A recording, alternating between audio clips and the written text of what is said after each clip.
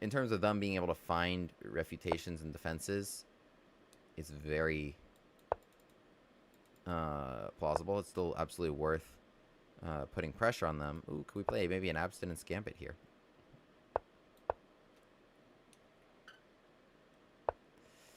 D6. They didn't want this, at least for now. Okay, well now we get to play f takes e5, which I think is a lot of fun. Could open the f file and some other good ideas, right? Bishop g4. So I understand here. They want bishop g4 and e6, and they want the bishop to be on the other side, right? If I play check, queen d7, bishop b5, and ac6. e6. Bishop takes e6 and 85. Wins. So check bishop d7. Queen shifts. Where could she shift to? h4?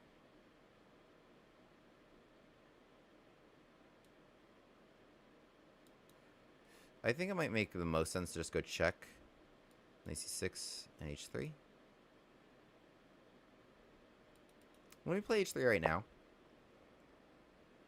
Because now if you play bishop h5, I wanted e6. I honestly wanted e6. Am I crazy?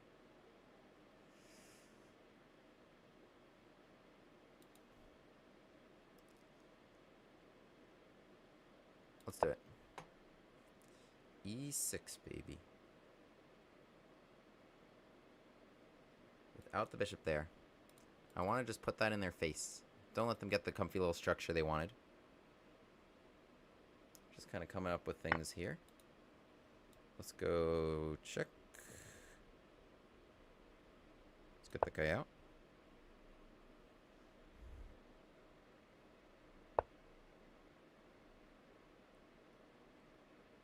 We're castling, right? Unless we're playing g4 and 85, I don't know. g4, bishop g6 and 85. I gotta be careful of a queen slipping underneath right there, right?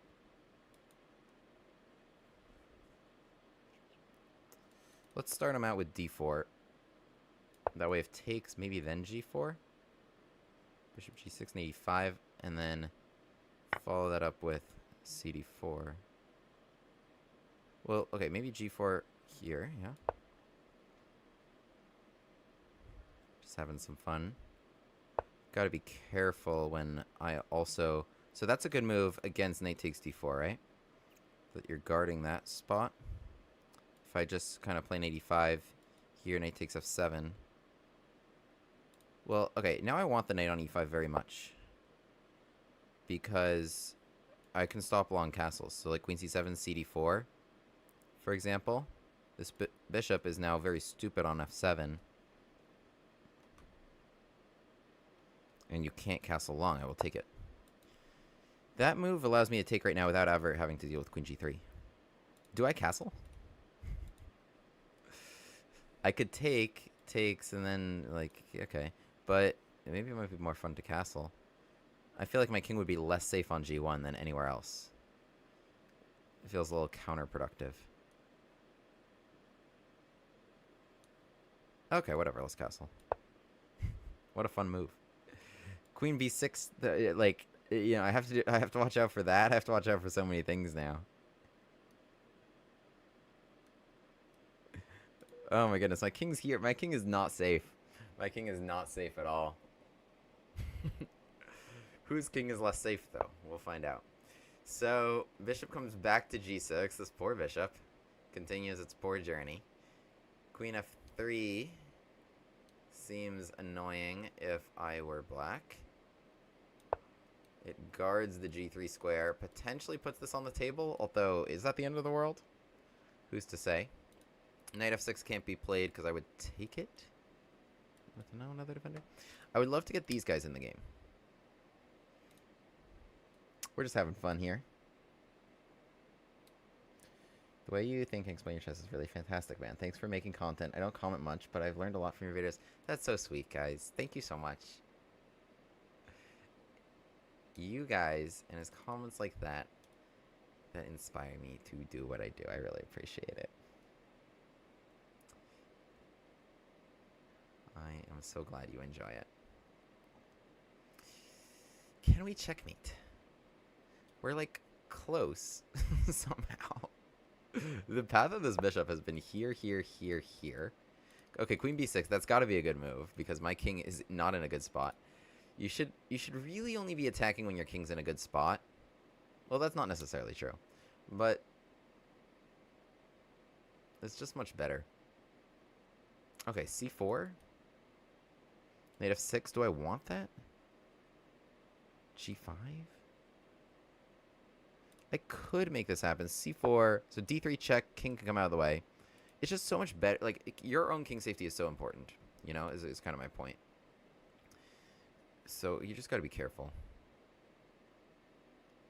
Like, I think they might have had an opportunity to slip under here, but I'm not even sure. So c4, we're sort of attacking this knight, but defending here, getting rid of d takes c3.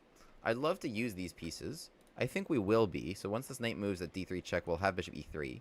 d3 right now does nothing. Probably gets my king to a better spot. Knight c7.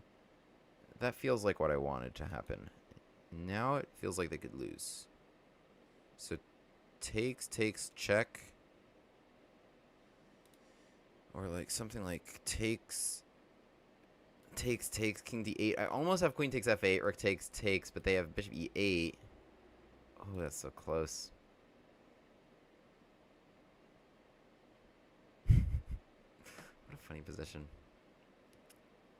If I just play bishop g5 and just kind of hang out. Oh, we're low on time. So. Oh, they're threatening to take me on b5, of course.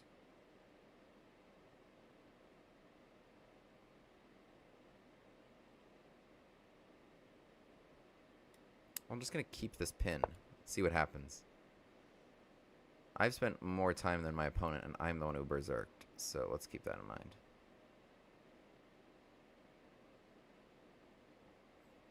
We're just keeping this pin.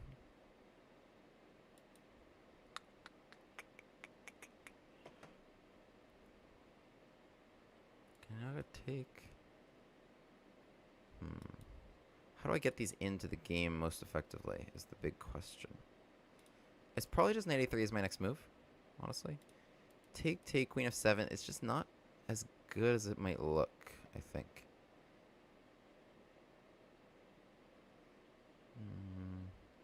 I assume trading on c6 is good, but again, maybe I'm just overestimating my position. I'm expecting too much. That's why I'm not satisfied with playing these lines.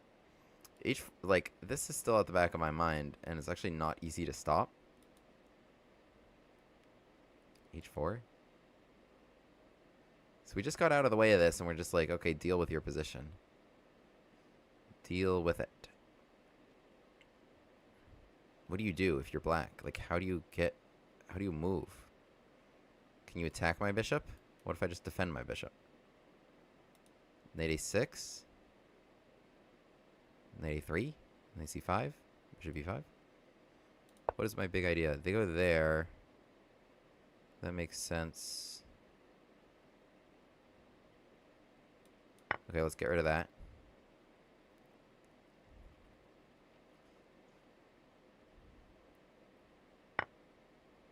Maybe c5. Oh, okay, let's take this. Okay, let's just be fast now.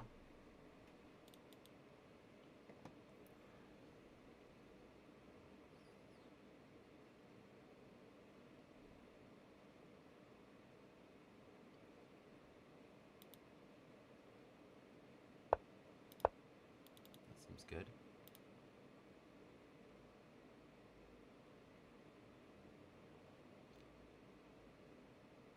Yeah, I'm just going to a3. I need more pieces in the game. I can't continue to play with nobody. Let's get him in. So now it puts ideas like bishop e3 on the table. Takes and rook d1. Right? King e8, take. I gotta be careful letting that happen with e2 potentially as a follow-up. Oh, that just gives me that, yeah? No, now they're just playing to flag me, which was not advisable.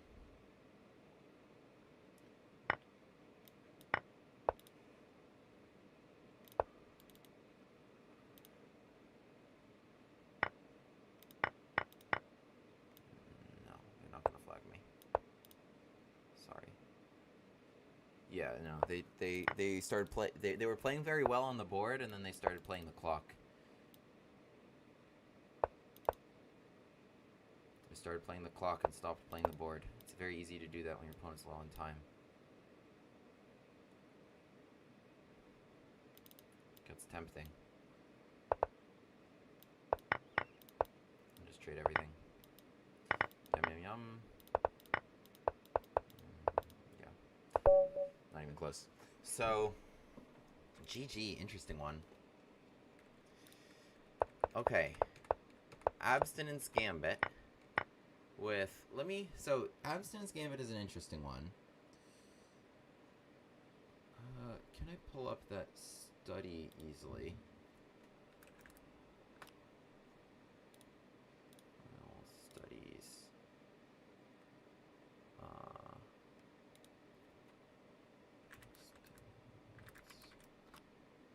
No.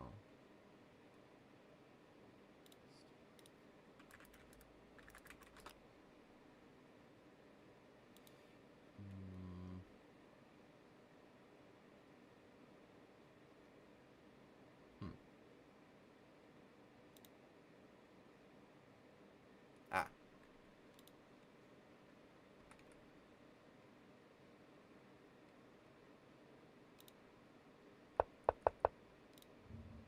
This is what we're looking for. So the Abstinence Gambit is playing f4 here, which is what happened in the game. And so if knight takes f4, we play d4, attacking this, and we take a big center, so it's actually a really nice way. So this is the Alpine Sicilian, right? We're playing c3, trying to play d4, take the whole center. Knight f6 attacks this pawn, so it prevents us from just playing d4 right away. So after e5, we play f4, offering that pawn. And the point is f4 also helps our center. It's not just bait. So let's go to the decline line, see if this is covered. This move here, bishop g4, or, well, we had takes. We had an early takes, which is actually not covered in... Shout out to HighlyCruciferous, who is the maker of the Abstinence Gambit. He does not have the immediate takes in bishop g4 covered. So we're actually in new ground here. And this is very, very rare with this move f4. You can see, oh, there's still like 6,200 games, but I don't think that's very many for move 4. You can see that goes from over 2.2 million. So f4 happens here, d6, knight f3, takes, f takes, we use that pawn, and bishop g4. I think this was a really good way to play, and honestly, what I might have played as black myself if I were seeing this for the first time. I'll tell you why as soon as I drink water.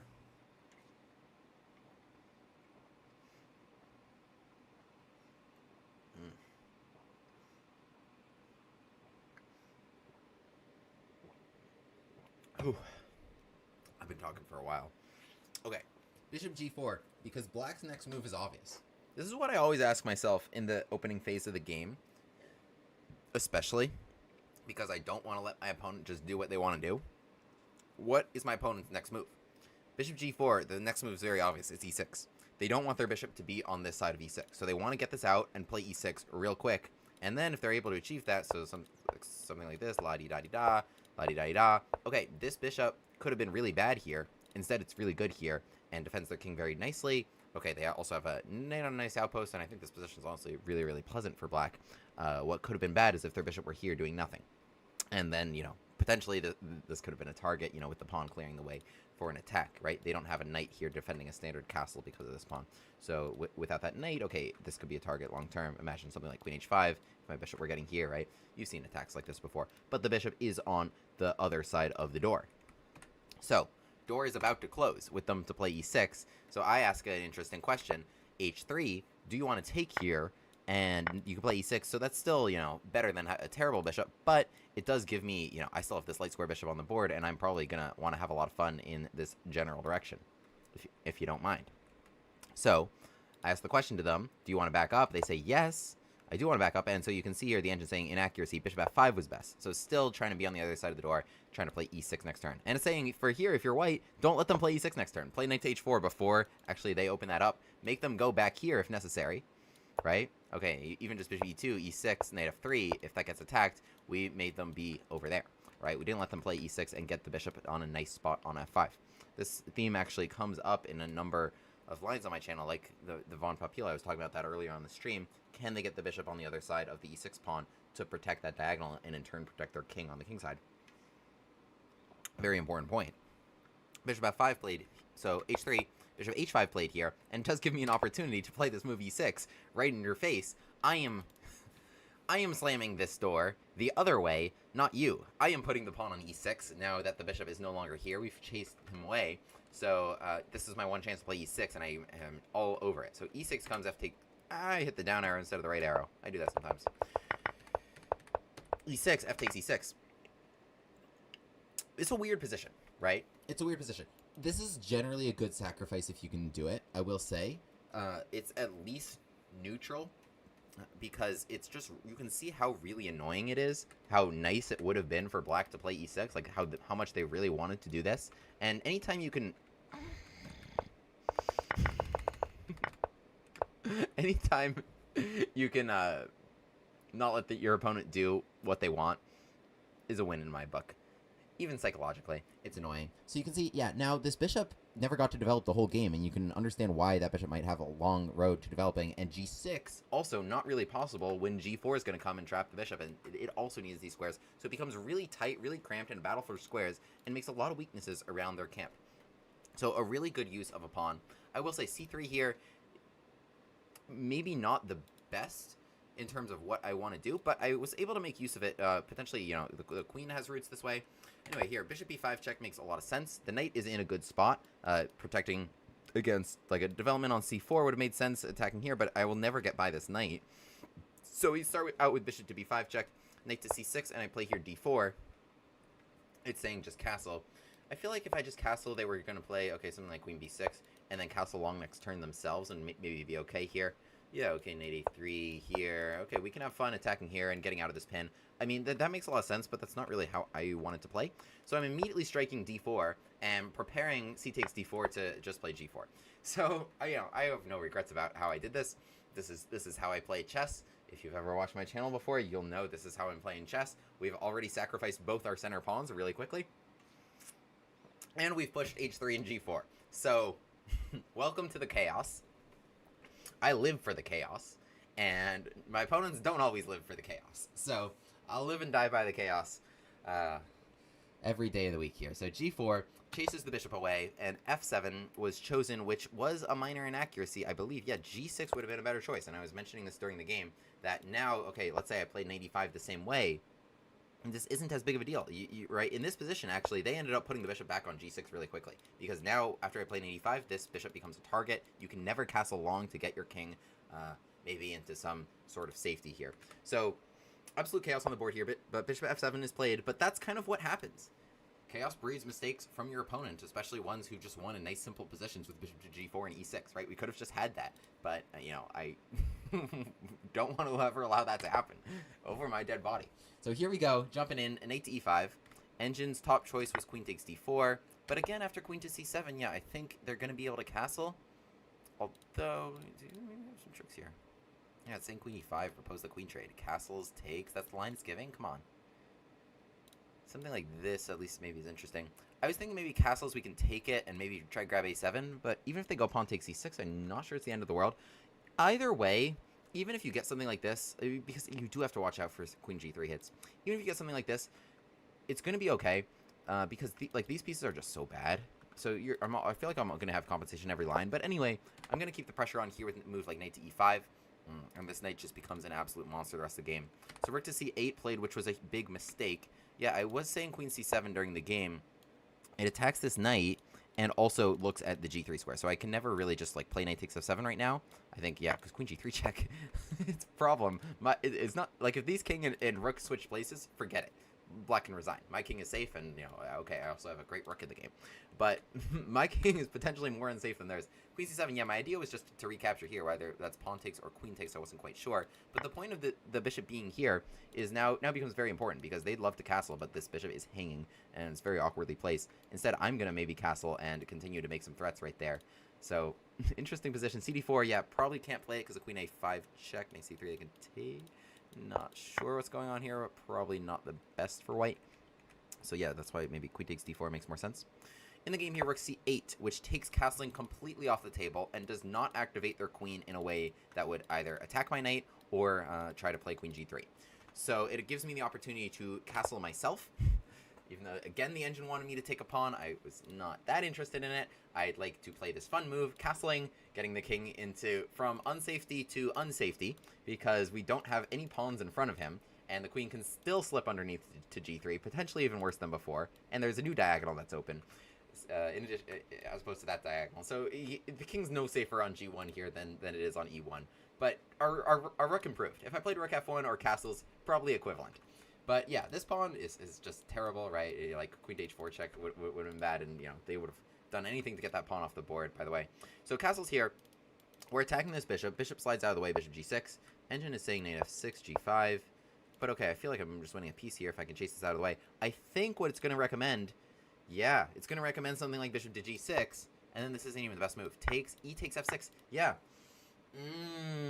Nice sacrifice here. Being able to play e takes f6. They get so much for that piece. What a huge capture that is for their position. Opening the bishop, castling, their king is safe, their bishop is freed, they chase the knight out of this square. Knight takes g6 is an absolute no-no. You cannot allow the rook to do that to you. And wow, what Black has totally turned the tables and donned the gambit glasses themselves by playing knight f6 and then just allowing that pawn to come take you. So knight takes g6, no-no. That's a no-no. Knight can move somewhere, but yeah, they are down a piece, but my king is way more unsafe than their king. And yeah, give me black here. Give me black here. Ooh, interesting. That somehow didn't even cross my mind, but yeah, just letting that knight be taken, e takes f6, is a huge capture for them, and easily worth the price of that knight in a position like this. Wow. So, interesting idea there. They played bishop to g6 and just kept on suffering instead. So that bishop has made a few moves here, here, all over the place. So bishop to g6 happens. I play here queen to f3. Again, the engine wanted something just like, okay, just pawn takes d4. Fine, but I mean, I like the aggression here, trying to play queen f3. They do again have knight f6, and I think, again, the point is g5. They can, yeah, just play a move like queen d5. Something that, just allowing that to be taken. I think also knight f6 I discounted because I thought that taking here would be a big deal. It's just not a big deal. They can go here, g5, and just allow this to happen. Again, just allow this to happen. It's saying now g takes f6, keep that king safe, open the g line, and come get me. So, really nice piece sacrifice, and just form an absolute fortress around your king. I cannot touch that king. And now, yeah, that rook's going to jump into the game. What became maybe the worst piece on the board is now one of the best pieces on the board, probably. So, really interesting stuff. Yeah, just knight f6 and just turtle up right there. And then come get me. Okay. Queen f3 played here. Queen b6, I think that, I said during the game, I think that's a very sensible choice, though. It hits my bishop and potentially causes my king problems. But c4 was a good move on my part, dodging the pawn trade here, holding the bishop, and trying to target this knight. Knight c7, I mean, I can't really blame them. Again, knight should go to f6 because g5 is no big deal. I think g5 is no big deal. You can get taken there, and you probably should get taken there.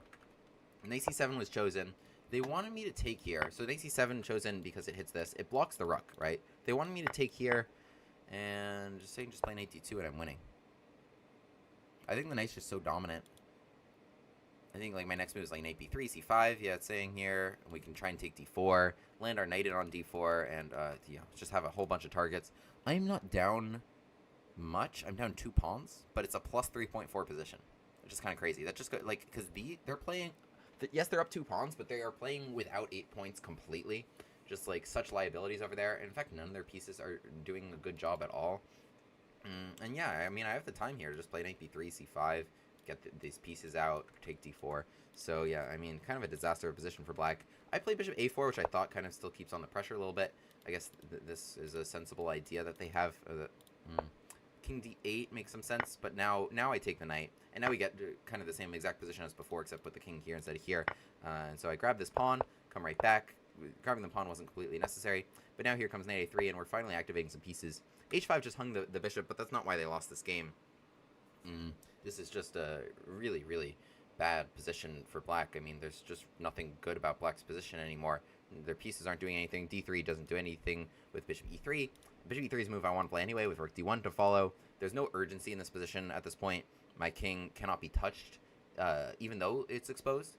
It can't be touched because black doesn't have any pieces that are doing anything to come get me. You know, if they had, right, some situation with like the pawn here and the bishop streaking down here, right, like this bishop developed itself and they had a rook here or something like this, okay, then there's definitely problems. My king's exposed. But right now it's like my pawns are up here, so what? There's no pieces that could actually come get me. Whereas for this king, my pieces are just so much better. And I think it was only a matter of time here. H5 is a good attempt to try and open this.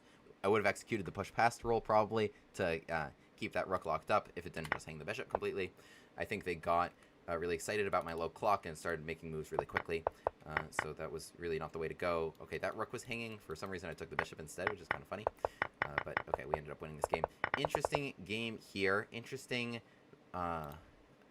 installment in Yan theory against a quick bishop g4 or a quick bishop f5. Against bishop f5, yeah, I think, yeah, knight h4. I was going to say, don't let them play here in e6. Don't let them get the bishop on the other side of the door. So bishop g4, yeah, I like this h3 and just chase them around, play e6, slam the door in their face. Slam the door in their face. Did I consider h3, h4 at some point? Yes. So, you know, you're talking about like some position like this. Yeah.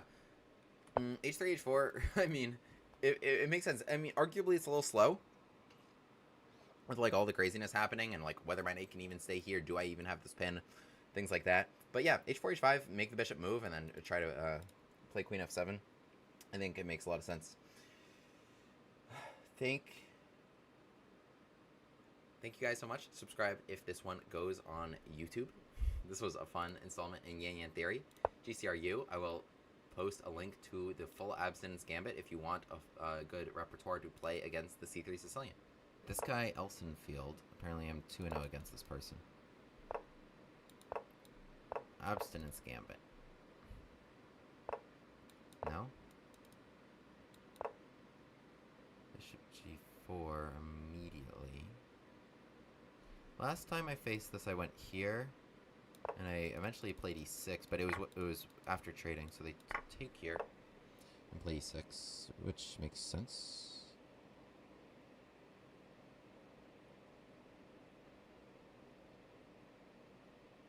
Let's go check, maybe take on c6. Play d3.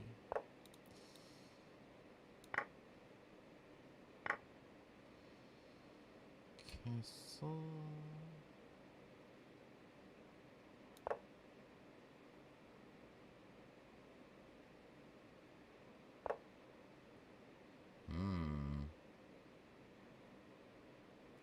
F5. Take Queen F5. I feel like I need some more pieces to do that. Let's go here. Just jump into C4. Alright, they're really scared of F5.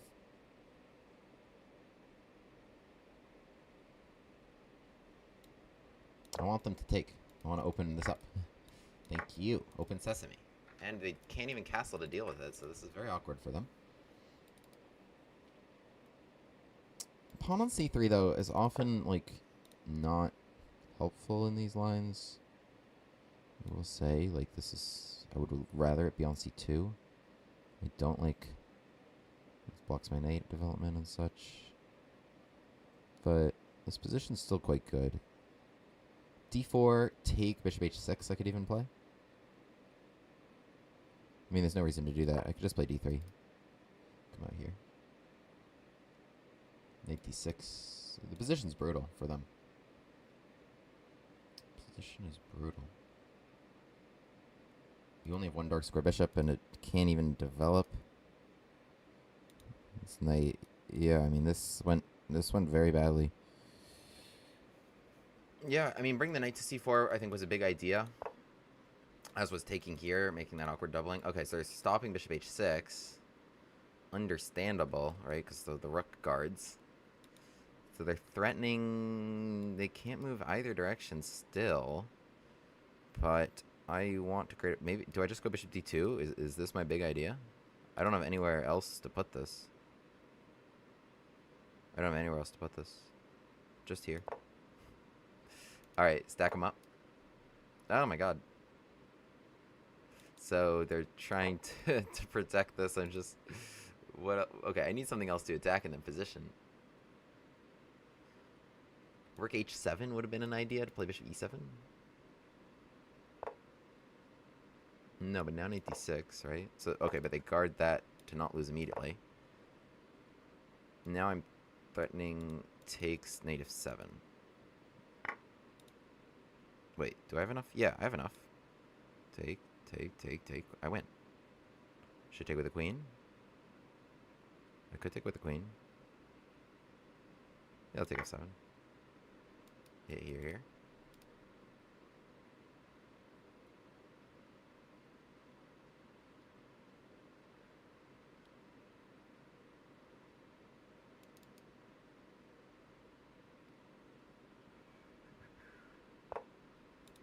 Knight f6.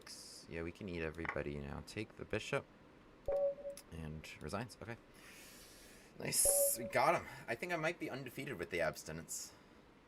I think the abstinence has gone pretty well for me historically. Okay, let's play another. We'll have to play a Yan Yan Gambit. Let's go, baby. Yan Yan on the board. Playing bishop takes d3, knight to a3, bishop to f4, and queen's e2. Ooh. A quick e5. Should I have played queen e2 before bishop f4? Or is this just going to end very badly for them very quickly? We'll find out next week on Dragon Ball Z. I mean, no reason I shouldn't just castle first, right? Queen h5, g6. Well, take. If I castle, queen e7.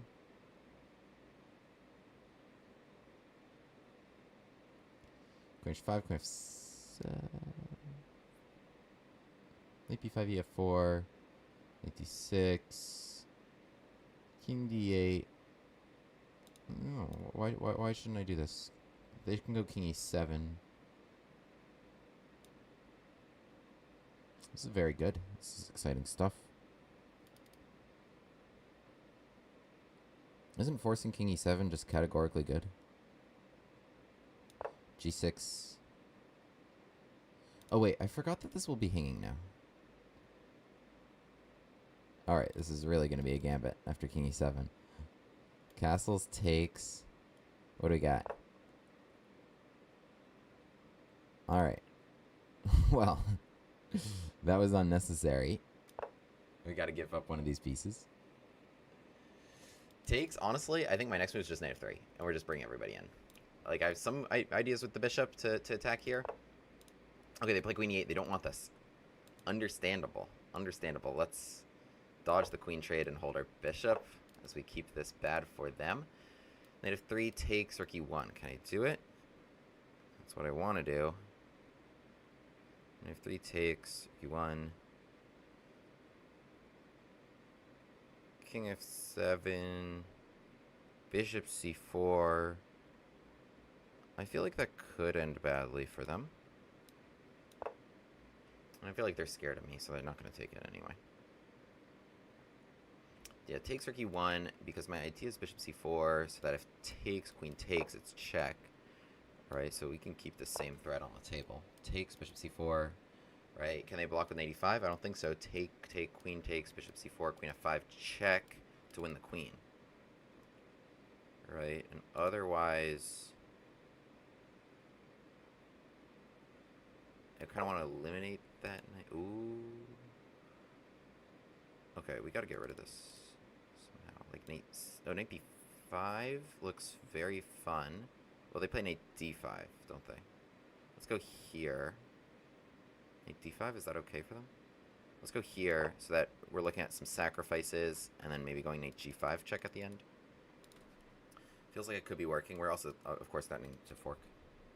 Yeah, knight b5, knight d5 actually covered both those things. So now they're covering e5 again.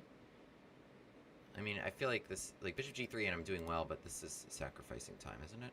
Take, h takes, take. It's hard to say definitively that that works. Alright, let's just back up. h4, h5 probably. Is this, maybe I should have sacrificed. Time is becoming an issue potentially. Yeah, h4, h5 might be slow. I can play b5 right now. Should I have just taken it? Take. I'm surprised I didn't. Take. I didn't see anything. Like, what's the follow-up in that position? Can't just... I mean, you gotta assume there's something, right? King g8, h4, h5 is my plan. I mean, their position sucks, but it's solid. Like, I can't just win immediately, right? So, we gotta keep playing like this. Alright, screw it. We're gonna try to win immediately. Not that that was whatsoever a good idea, but I just felt like I wanted to.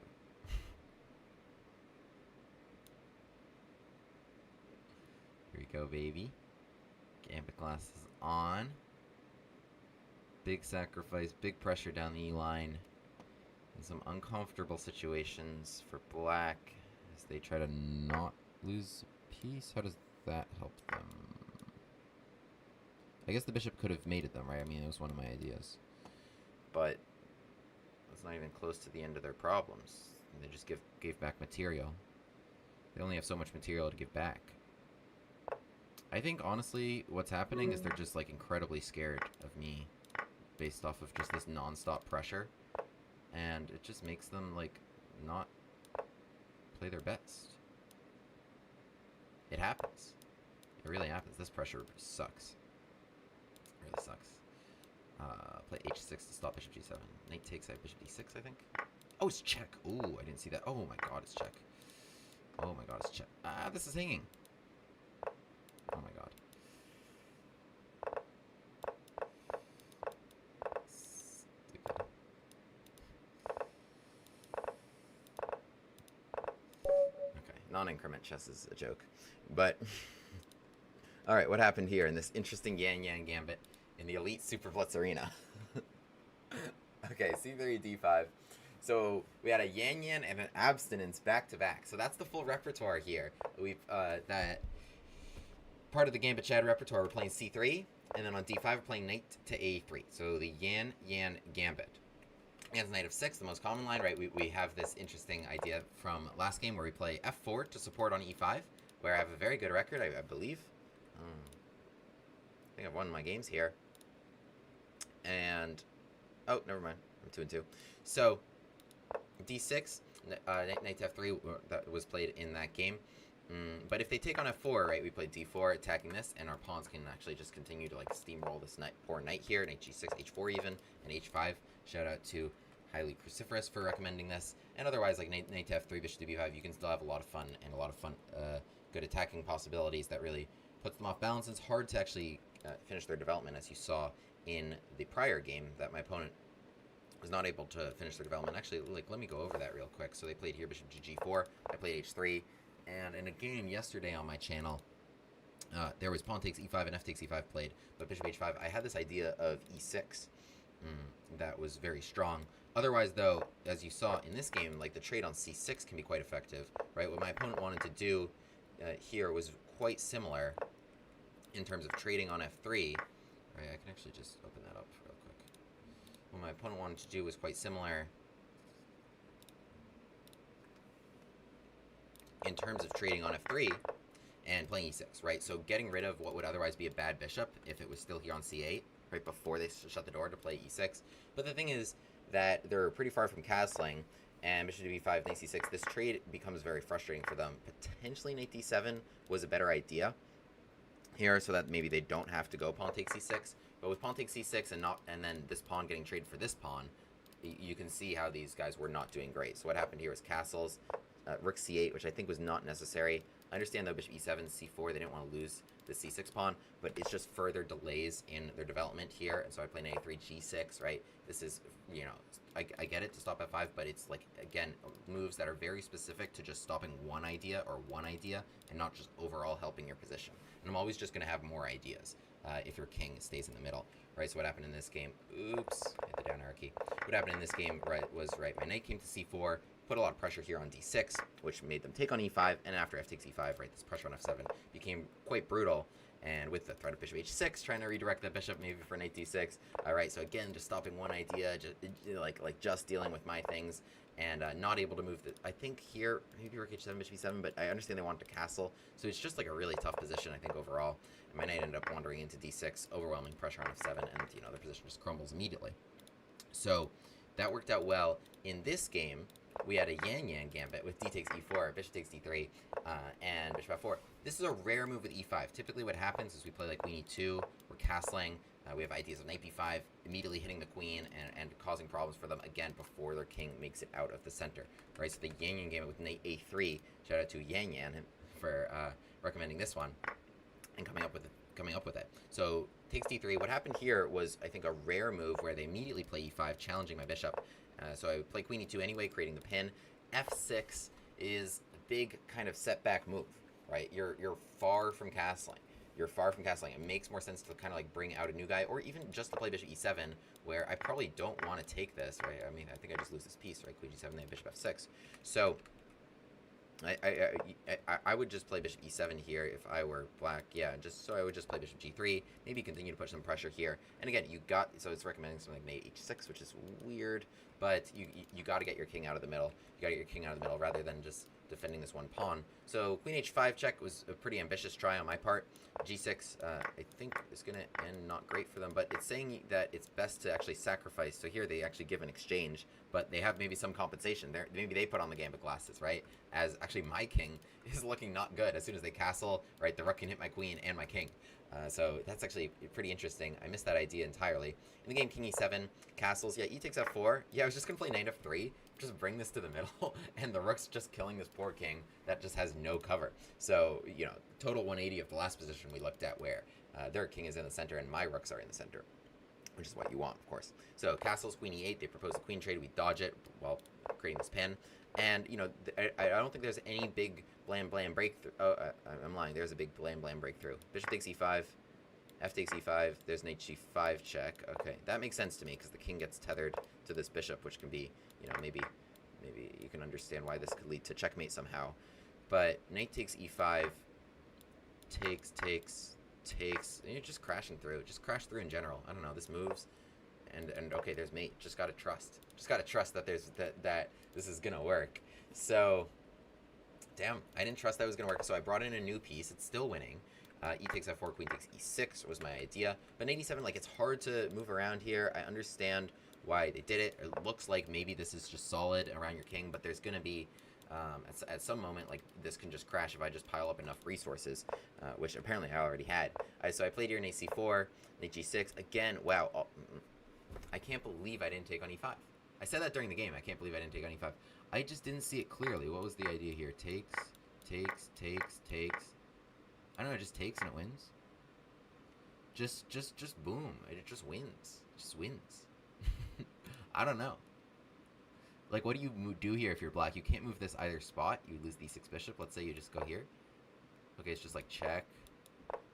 Okay, this works. Takes and get him. Nice one there. Or otherwise, I don't know, just keep piling onto this pin. Bishop d7, check, then wins the queen. So, either, like, there's no way off of, like, this nastiness. Yeah, I guess that's the big idea. Check, take here, bishop c4. So, it just works. Just go for it. Just tear down these defenses. It's worth the price of this bishop that was otherwise doing nothing else. I was just like, let me just keep the pressure, play bishop g3, keep just generically a good position. But I missed my opportunity to take e5. So, that's unfortunate. But regardless, this nice idea here of h4 and h5, chasing this knight away, and now, I was like, now that I got this knight away, we can take on e5. So, we did that. Rook takes d3, yeah, it didn't help matters. I mean, the best was just to take here and just try to bundle up. Of course, this is a little bit better for them because they were able to play king g8 and bishop f7, whereas before, the king and the bishop were there and there, which were much more exposed and targets. Here, yeah, they can bundle up a little bit, so we can just kind of keep playing around it and force them to just be super tied down, I guess. Maybe continue to pressure this knight and such. That was my idea. I was frustrated that I didn't sacrifice the move before. It was a good sacrifice, and you know, you should like, once you pile up that much and the king is there, like, yeah, you should just tear it down. So it takes d3. But yeah, I mean, I think my opponent was tired of defending the whole time and just like wanted to trade and was just got a little spooked. And here we go with hitting there. Of course, I missed bishop h6 is check. So you know, stopping that in any way, whether bishop f4, king b1, or king c2, any way to get off of that being check, and then we have, you know, that brutal tie down would have been just a pretty simple way to win. Instead, I blunder my rook hole, but we flagged them. So not the most quality win there, but that was a fun one.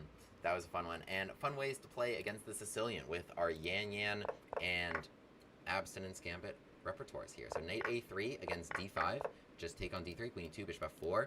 I have a full repertoire video detailing this one. And knight f6, I'll link HighlyCruciferous' study below in this YouTube video when for f4, which is also a fun way to play against 2 knight to f6. So keep playing those Alapins against the Sicilian. William Graves, the Gambit man, takes his seat at the board. e4, e5, knight f3, bishop c5. The Bushcast Gambit on the board. On with the Gambit classes.